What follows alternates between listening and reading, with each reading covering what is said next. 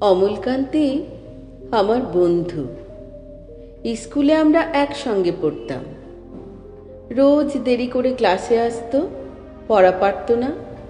শব্দরূপ জিজ্ঞেস করলে এমন অবাক হয়ে জানালার দিকে তাকিয়ে থাকতো যে দেখে ভারী কষ্ট হতো আমাদের। আমরা কেউ মাস্টার হতে চেয়েছিলাম, কেউ ডাক্তার, কেউ উকিল। অমলকান্তি সেসব কিছুই হতে চায়নি। সে রোদ্দুর হতে চেয়েছিল। ক্ষান্ত বর্ষণ, কাকডাকা বিকেলের সেই লাজুক রোদ্দুর, যা আমার জামরুলের পাতায় যা নাকি অল্প একটু হাসির মতন লেগে থাকে। আমরা কেউ মাস্টার হয়েছি, কেউ ডাক্তার, কেউ উকিল।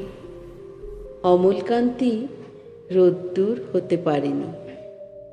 সে এখন অন্ধকার একটি ছাপাখানায় কাজ করে।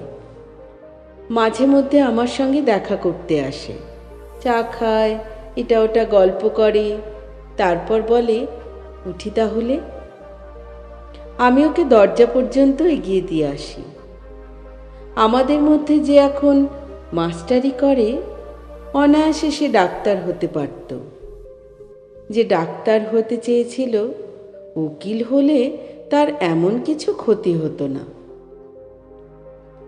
অথচ সকলেরই ইচ্ছে পূরণ হলো, এক অমলকান্তি ছাড়া। অমলকান্তি রোদ্দুর হতে পারেনি। সেই অমলকান্তি রোদ্দুরের কথা ভাবতে ভাবতে যে একদিন রোদ্দুর হতে চেয়েছিল।